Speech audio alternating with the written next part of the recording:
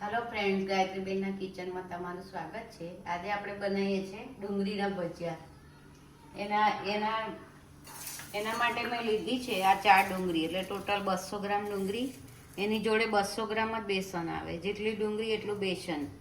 પછી આ લીલા મરચાં લીધા છે અને આ મીઠા સોડા છે, જે ભજીયાનો સોડા આવે. સ્વાદ પ્રમાણે મીઠું, તળવા માટે તેલ અને ચટણી માટે આ બેસન લીધું છે 20 ગ્રામ જેટલું, અને આ 20 ગ્રામ દહીં લીધું છે. એની આપણે ચટણી બનાવીશું. હવે આપણે બેસનના ભજીયાનો લોટ ભેગો કરીશું, મિક્સ કરીશું. આ મેં 200 ગ્રામ બેસન લીધું છે, એમાં 200 ગ્રામ ઝીણી ડુંગળી સમારી છે, એમાં નાખીશું. લીલા મરચાં મેં 4 થી 5 નંગ લીધા હતા, એ નાખીશું. આ ખાવાનો સોડા છે, આ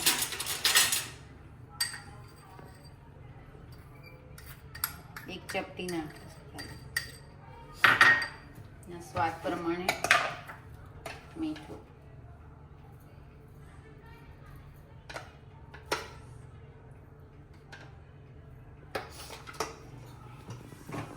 આપણે લોટ બાંધીશું.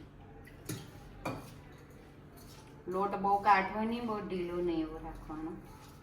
ને આમાં કેવું કે વધારે તમારથી ઢીલો થઈ જશે તો એકદમ ભજીયા ઉતરે નહીં પછી, એટલે જેમ બને એમ થોડો કાઠો રાખવાનો, ભજીયા ઉતરી શકે.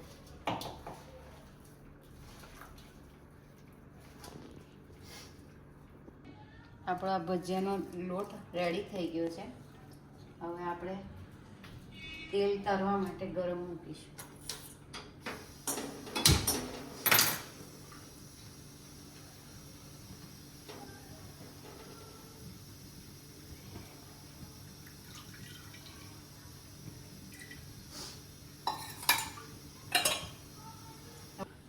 આપણું આ તેલ ગરમ થાય ત્યાં સુધી આપણે આ જે ચટણી બનાવવાની છે ભજીયા જોડે, એનું મિક્સ કરી દઈશું.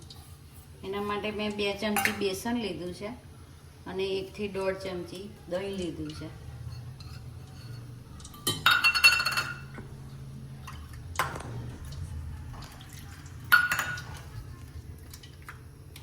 એમાં આપણે અડધો ગ્લાસ જેટલું પાણી નાખીશું. તમારે જે પ્રમાણે ક્વોન્ટિટી હોય એ પ્રમાણે બનાવવાની ચટણી. અહીં મેં મારી રીતે બનાવી છે. જે પ્રમાણે ક્વોન્ટિટી હોય એ પ્રમાણે વધારે બધું લેવાનું. બેસન બી વધારે, દહીં બી વધારે.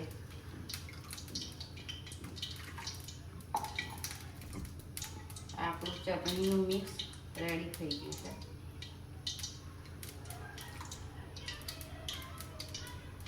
આપણે એક સાઈડે ચટણી બી બનાવી દઈશું, જેથી કરીને ગરમ ગરમ ભજીયા ખાઈ શકીએ.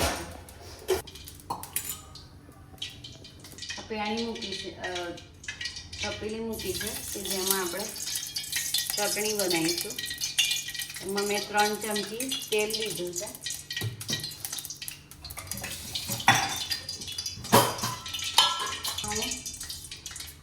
અડધી ચમચી જેટલી રાઈ નાખીશ. એ આપણે આ જે મરચાં રવા દીધા છે, એક મરચું છે, એ નાખીશું.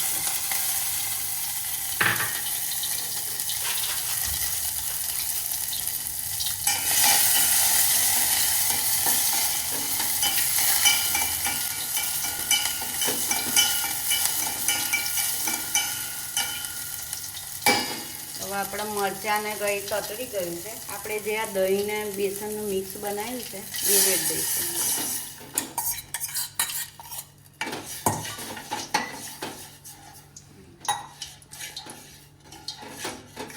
અને મેં 1 ગ્લાસ જેટલું પાણી નાખ્યું છે. તમારે જે પ્રમાણે જાડું રાખવું હોય એ પ્રમાણે રાખવાની ચટણી.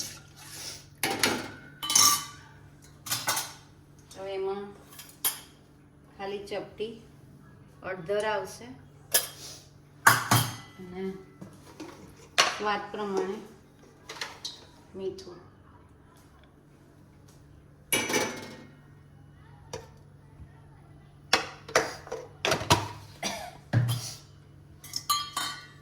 ઉકળે એટલે તમારી ચટણી રેડી થઈ ગઈ. અને 5 મિનિટ ઉકાળી દેવાની.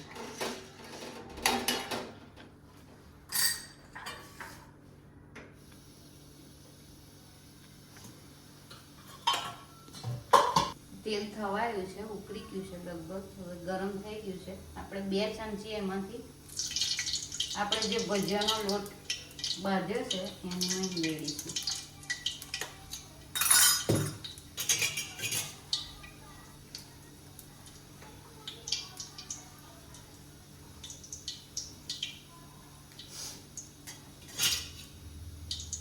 આપણે જરાક ચેક કરી લઈશું, એવી તો પાછું ભજીયામાં તેલ ભરાઈ જાય. રેડી થઈ ગયું છે આપણું તેલ, ગરમ થઈ ગયું છે. હવે આપણે ભજીયા મૂકીશું.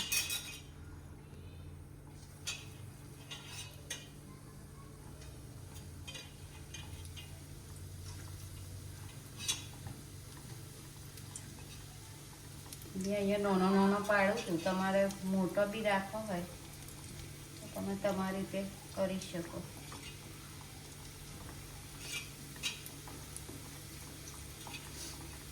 થોડો આકાર ગોળ નહીં બને, કારણ કે ડુંગળી વધારે આપણે લઈએ છીએ ને એટલે.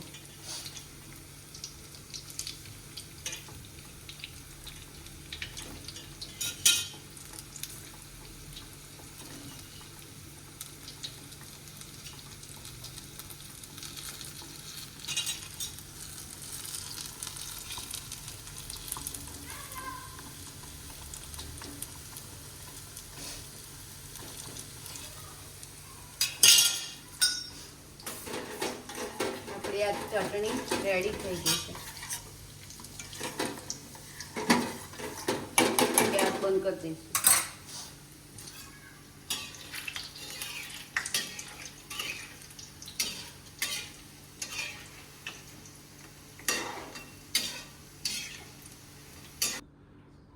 હવે આપણા રેડી છે ડુંગળીના ભજીયા અને જોડે બેસનની ચટણી, અને મેં મરચાં બી તરીને સાઈડ પર મૂક્યા છે. જો તમને મારી રેસીપી પસંદ આવી હોય તો મને લાઈક કરો, શેર કરો, સબસ્ક્રાઈબર કરો અને બેલ આઇકન દબાવવાનું ભૂલતા નહીં. જય શ્રી કૃષ્ણ, જય માતાજી, થેન્ક યુ.